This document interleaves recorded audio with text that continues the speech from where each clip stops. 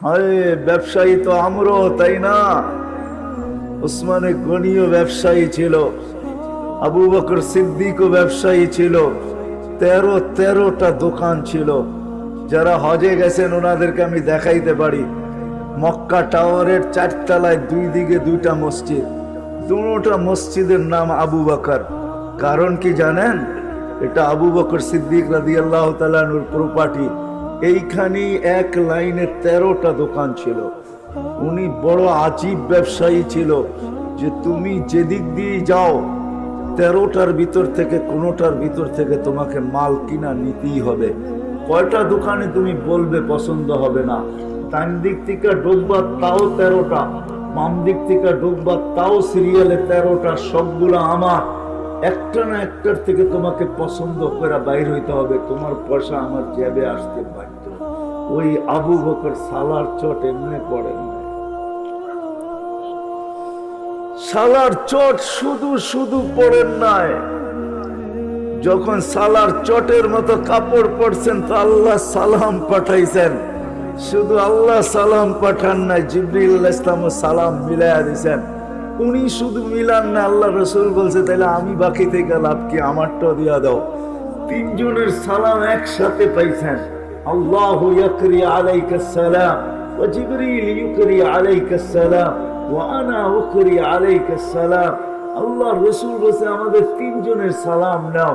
আল্লাহ জিজ্ঞাসা করছে তুমি এই অবস্থায় আল্লাহর উপরে রাজি তো? চোখের পানি ছেড়া দিয়া বলছে মা বালা আবা বকর আল্লাহ ইয়ারদা আলা রাব্বি। আবু বকরের কি হলো, আল্লাহর উপরে রাজি হবে না? গোলামির বেড়ি তো মাথায় গলায় পড়ছি তো পড়ছি, এই জন্যই পড়ছি যে আল্লাহর উপরে রাজি থাকবো, আল্লাহ আমার উপরে রাজি থাকবো।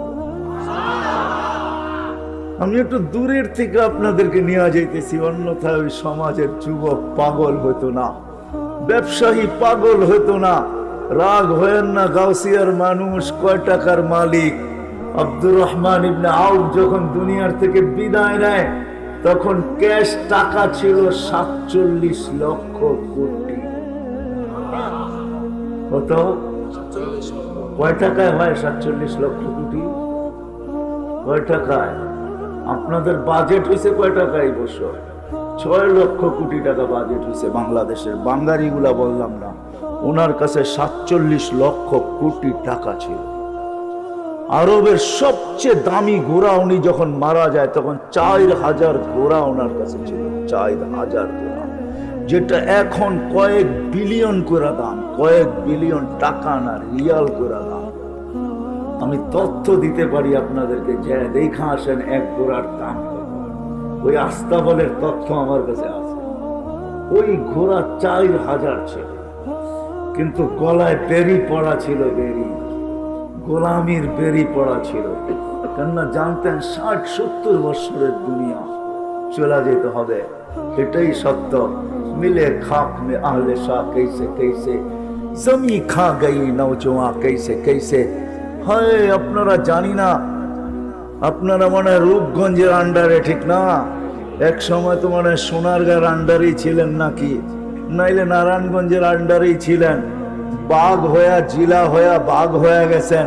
আরে বেশি দূরে তো না সোনারগাঁও এখান থেকে, ঠিক না? রাজধানী আছে ঈশা খান নাই, বিক্রমপুর আছে রাজা বীর বিক্রম নাই, রাজবাড়ি আছে রাজা নাই, আহসান মঞ্জিল আছে নবাব আহসানুল্লাহ নাই, লালবাগ কিলা আছে মালিক নাই, স্বপ্নপুরী আছে মালিক নাই, নাটোরের রাজবাড়ি আছে রাজা নাই। এরকম একদিন আপনিও থাকবো না, আমিও থাকবো না। চলেন যে দৃশ্য কয়েকটা দেখাইলাম, ওই জান্নাতকে পাওয়ার জন্য, ওই মজার জিন্দেগি পাওয়ার জন্য এক গোলামির বেরি গলায় পড়তে হবে। একটা গোলামির দাসত্বের বেরি, একটা গোলামির বেরি, গোলাম হওয়া এক বেরি গলায় পড়তে হবে। যদি যুবক তুমি পড়তে পারো, আমরা যদি পড়তে পারি, আর যদি নারী পড়তে পারে, সমাজের প্রত্যেকটা ব্যক্তি পড়তে পারে, তো মৃত্যু হইতে দেরি। আরে মৃত্যু তো পরের কথা, মৃত্যুর লক্ষণ প্রকাশ পাইতে দেরি, উপর থেকে ফেরেশতা নাইমা আসতে দেরি করবে না। যদি তাই না হয়তো কোরআন কোনদিন এই কথা বুঝাইতো না আমাদেরকে। তাতানাজ্জালু আলাইহিমুল মালাইকা, বহুত মুর্দা আছে, মরার সময় ডাইনও দেখে না, বামেও দেখে না, ও শুধু উপরে দেখা থাকে, তাকায় থাকে। ও উপরে তাকায় না, ও তো ফেরেশতা নামতে দেখতেছে, এই জন্য উপরে তাকায়। ও দেখতেছে ফেরেশতা দলে দলে নামতেছে, দলে দলে ফেরেশতা নামতেছে, আর সবাই চিৎকার দিতে দিতে নামতেছে, আল্লাহ তাখাফ। সবার ভয় থাকলেও তোর নাই, তোমার ভয় নাই। আল্লাহ তাহজান, সবার দুঃখ থাকলেও তোমার নাই। আবশির, সুসংবাদ গ্রহণ করো, নিয়ে আসছি এই যে দেখো জান্নাত। সবার হাতে জান্নাতের উপটকন থাকবে, জান্নাতের প্রতিচ্ছবি থাকবে। সবাই জান্নাতের পর্দাকে সরাবে আর বলবে, শোনো শোনো শোনো, নাহনু আউলিয়াউকুম ফিল হায়াতিদ দুনিয়া ওয়া ফিল আখিরাহ। যাদের পিছনে তোমার দুনিয়াটাকে শেষ করে দিছো, ওরা কবর পর্যন্ত তোমাকে পৌঁছাবে। এমনও লোক আসবে, শুধু বলবে তাড়া করবে, জলদি দাফন করো, ফতুয়া শোনাবে, কেন দেরি করতেছ, মুর্দাকে দেরি করা ঠিক না, তাড়াতাড়ি দাফন করো। জানো না মার্কেটটা খোলা, জানো না দোকানটা খোলা, খোলা দোকানটা থুইয়া আসছি, কাস্টমার বসায় রেখা আসছি, তোমাদের এখানে কতক্ষণ অপেক্ষা করব, তাড়াতাড়ি দাফন করো। ওরা তাড়াতাড়ি করতে চাবে, দাফন হয়ে যাবে, যার মতে যে যেদিকে ছুটা চলে যাবে। এমনকি এইখানেও সন্তান আছে, সারা বছরে একবারও বাপের কবরের পাশে দাঁড়ানোর সুযোগ হয় না। রাগ হয়েন না, পায়ে হাত রাখতেছি, এমন সন্তান এখানে বহুত আছে যে বছরে একবার বাপের কবরের পাশে দাঁড়ায় 10টা মিনিট সূরা ফাতিহা পড়া, সূরা ইখলাস পড়া বা কিছু সূরা পড়া, দোয়া পড়া, এই সুযোগও হয় না। এরকম সন্তানও আছে। ইমাম সাহেব যদি রব্বির হামহুমা কামা রব্বায়ানি সগীরা না পড়ে, তাইলে নিজের ভিতর থেকে নিজের ইচ্ছায়, নিজের স্মরণে প্রতি 5 ওয়াক্ত নামাজে বাপ মার জন্য দোয়া করে, এরকম সন্তানও এখানে বেশি আছে। করে না, যারা করে এদের সংখ্যা গুটি কয়েক হবে যদি আমি হাত উঠাইতে বলতে বলি। রাগ হয় না, পায়ে হাত রাখি, যদিও হয়তো কিছু হাত উঠবে যে আমি বাবার জন্য দোয়া করি, কিন্তু এই বিশাল সমুদ্রের ভিতরে এরকম মানুষ আছে, একজনও হাত উঠাইতে পারবে কিনা আমি জানি না, যে সকালবেলা যখন ঘরের থেকে বাহির হই তো মাও নাই বাবাও নাই, 2টা টাকা দুইজনের নামে, একজনের নামে 1 টাকা, আরেকজনের নামে 1 টাকা, 2 টাকা আমি ডেলি মা বাবার নামে সৎকা করে তারপরে আমি বাজারে আই। এরকম মানুষ একজন পাওয়া যাবে কিনা সন্দেহ আছে। এটাই हकीकत। मिले खाक में अहले शाह कैसे कैसे मक्की हो गए, जमी खा गई नौजवान कैसे कैसे, अजल ने न छोड़ा किसरा न दारा, उसी से सिकंदर सा फाते भी देहारा, हर एक लेके क्या क्या हसरत सुधारा, परा रह गया यही ठाट सारा। এই বাজারে কত ব্যবসায়ী আছে, তার ব্যবসা আছে সে নাই, দোকান আছে সে নাই, কোম্পানি আছে সে নাই, ফ্যাক্টরি আছে সে নাই, ঠিক না? না নাই, মৌত কাউকে ছাড় দেয় না আর কাউকে ছাড় দিবে না, এটাই সত্য। কিন্তু কবির কথা এটাও সত্য, 55 বর্ষों খেলায়া, জওয়ানি নে মজনু বানায়া। যৌবনের তাড়নায় মাতাল সবাই হয়, শুধু যৌবনের তাড়নায় হয় না, হাজারো তাড়নায় আমরা এখন মাতালের মতোই চলতেছি। কবির কথাই সত্য, সব জিনিসের ভিতরে যৌবনতা আছে, শুধু মানুষই যুবক হয় এরকম না, সব জিনিসের ভিতরে একটা যৌবনতা আছে। টাকা ভিতরে যৌবনতা আছে, আবার অনেক জিনিসের ভিতরে যৌবনতা আছে। আমি ইঙ্গিত করতে চাই না, যৌবনতায় মানুষ মাতালেই থাকে। তো কবির কথাই সত্য, বুড়া পে আকে ফির কিয়া কিয়া সেতায়া। একটা সময় হয় বৃদ্ধ যখন হয়ে যায় তো উঠলে বসতে পারে না, বসলে উঠতে পারে না। এই জন্যই তো মসজিদের চেয়ারের মুসল্লির থেকে চেয়ারের মাত্রা বাড়তেছে, কেন বসলে এখন আর উঠতে পারে না, উঠলে আর এখন বসতে পারে না, ঠিক না? কিন্তু নিশা তো কারো মাথার থেকে যায় না। कबीर कतई सत्य तुझे दुल्हन के रहूं सबसे आला, वो जीनत निराली हो फैशन निराला, यूं ही जिया करता है क्या मरने वाला, तुझे हुस्न जाहिर ने धोखे में डाला, जगह जी लगाने का दुनिया नहीं है, ये इबरत की जा है तमाशा नहीं है। এটাই সত্য। আল্লাহ ছোট্ট জীবনটা গোলামির জন্য দিয়েছেন। যদি ওই গোলামি গ্রহণ করতে পারি, ওই গোলামি আর কারো না। আল্লাহর গোলামি আল্লাহ করতে বলেন নাই, আল্লাহ ডাইরেক্ট বলছিলেন আল্লাহর গোলামি করতে। কিন্তু আমরা যখন প্রশ্ন তুলে দিছি, তখন আর আল্লাহ ওইটার কথা বলেন নাই। আল্লাহ প্রথমে এটাই বলছিলেন যে আমারই গোলামি কর। আসলে যোগ্য উনি, উনারই গোলামি করা হোক, আর কারো গোলামি না করা হোক। কিন্তু আমরা যখন প্রশ্ন তুলে দিছি, লা তারাকাল উয়ুন, আল্লাহ তোকে তো চোখে দেখা যায় না, ওলা তুখালিতুহুদ দুনুন, তোকে ধ্যান ধারণায় আনা যায় না, ওলা ইয়াসিফুকাল ওয়াসিফুন, তোর বর্ণনা দিয়ে শেষ করা যায় না। সামান্য পদস্থ মানুষ হলে আর মাটিতে হাঁটতে চায় না। আল্লাহ তো শুধু আল্লাহ না। আল্লাহ যদি শুধু আল্লাহ হতো, তাইলে তো আল্লাহকে মানা সহজ ছিল। চোখে তো দেখা যায় না, কথা তো শোনা যায় না, ধ্যান ধারণায় আনা যায় না, বর্ণনা দিয়ে শেষ করা যায় না। কতটুকু আপনি আল্লাহর বর্ণনা দিবেন? আল্লাহর বর্ণনা দিয়ে শেষ করা যায় না। আল্লাহ তো একটা পদের মালিক না। আল্লাহ তো শুধু আল্লাহ না, আল্লাহ তো রহমান, আল্লাহ তো রহিম, আল্লাহ তো মালিক, আল্লাহ তো কুদ্দুস, আল্লাহ তো সালাম, আল্লাহ তো মুমিন, আল্লাহ তো মুহাইমিন, আসিজুল জব্বারুল মুতাকাব্বিরুল খালিকুল বারিউল মুসাব্বিরুল গফফারুল কাহ্হারুল ওয়াহাবুর রাজ্জাকুল ফাত্তাহুল আলিমুল কাবিদুল বাসিতুল খাফিদুর রাফিউল মুইজ্জুল মুদিল্লুস সামিউল বাসীরুল হাকামুল আদলুল লতীফুল খাবীরুল হালিমুল আযীমুল গফুরুশ শাকুরুল আলিকুল কবীরুল হাফিজুল মুকিতুল হাসিবুল জলিলুল করিমুর রকিবুল মুজিবুল ওয়াসি আল হাকিমুল ওয়াদুদুল মজিদুল বাঈসুশ শাহীদুল হকুল ওয়াকিলুল কবিয়্যুল মতিনুল ওয়ালিয়ুল হামিদুল মুসি আল মুবদি আল মুঈদ আল মুহয়ি আল মুমীত আল হাইয়্যু আল কাইয়্যুম আল ওয়াজিদ আল মাজিদ আল ওয়াহিদ আল আহাদ আল সামাদ আল কাদির আল মুক্তাদির আল মুকদ্দম আল মুআখির আল আউয়াল ওয়াল আখির আল যাহির ওয়াল বাতিন আল ওয়ালি আল মুতাওয়ালি আল বররু আল তাওয়াব আল মুনতাকিম আল আফু আল রাউফ মালিক আল মুলক যাল জালালি ওয়াল ইকরাম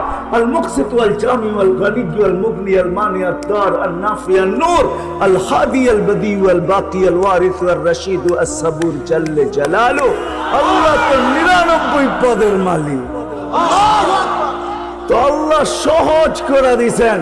আল্লাহ বলছে মাইনা নিলাম তোদের যুক্তি আর শক্তি, মাইনা নিলাম, দিয়া দিলাম তোদের ভিতর থেকে একজন, হুয়াল্লাযী বাআসা ফিল উম্মিয়িনা রাসূলাম মিনহুম ইয়াতলু আলাইহিম ওয়া ইউযাক্কিহিম ওয়া ইউআল্লিমুহুমুল কিতাব।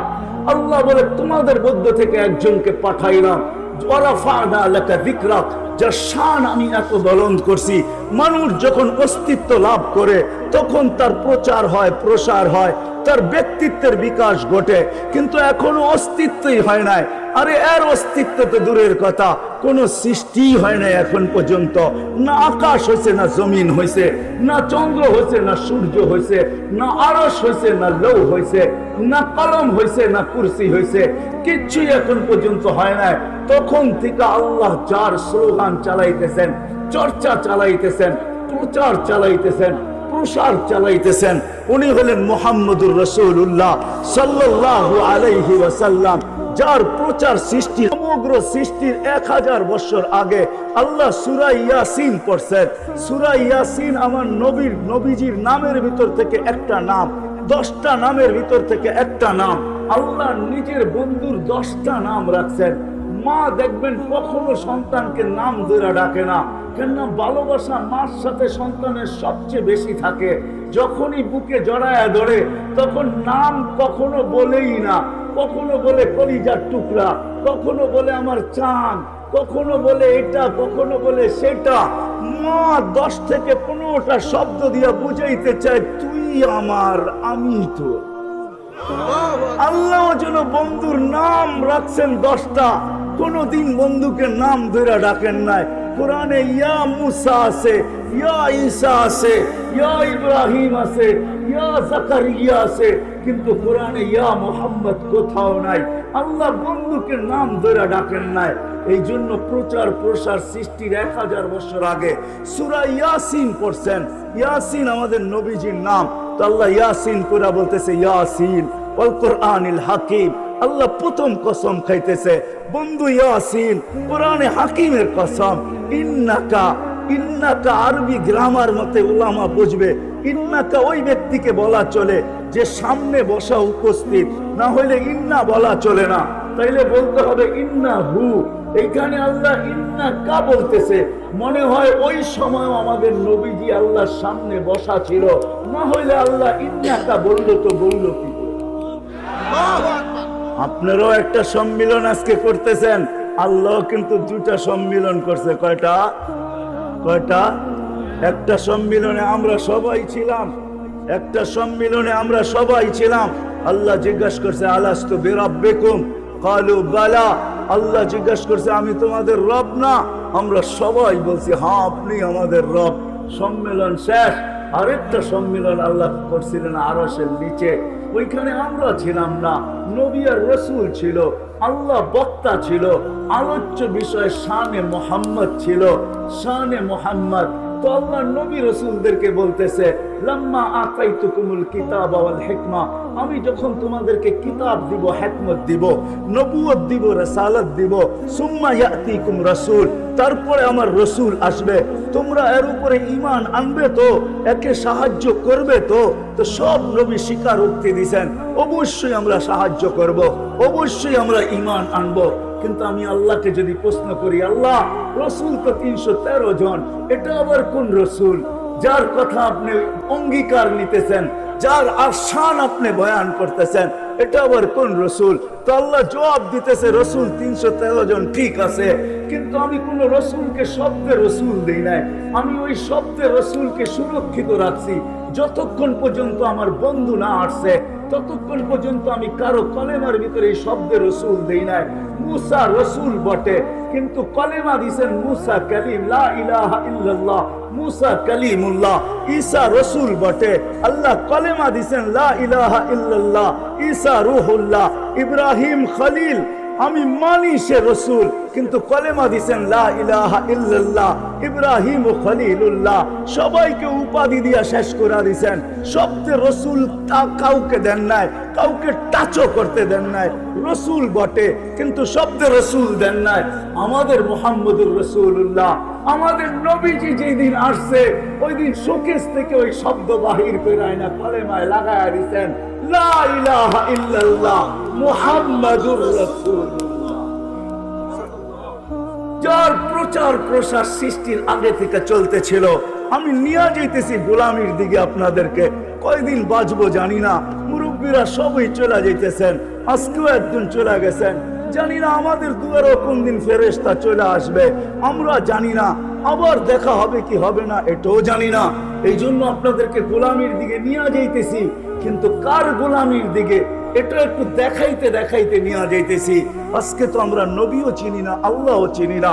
যদি গোলামি চিনতাম তাহলে হাট ঠিকই বসতো, বাজার ঠিকই বসতো, হয় রোড ঠিকই চলতো, গার্ড ঠিকই চলতো, অফিস ঠিকই চলতো, আদালত ঠিকই চলতো, মিল ঠিকই চলতো, ফ্যাক্টরি ঠিকই চলতো, ক্ষেত খামার ঠিকই চলতো, ঘর বাড়ি ঠিকই চলতো। কিন্তু সবার গলায় গোলামির মালা পড়া থাকতো, মালা।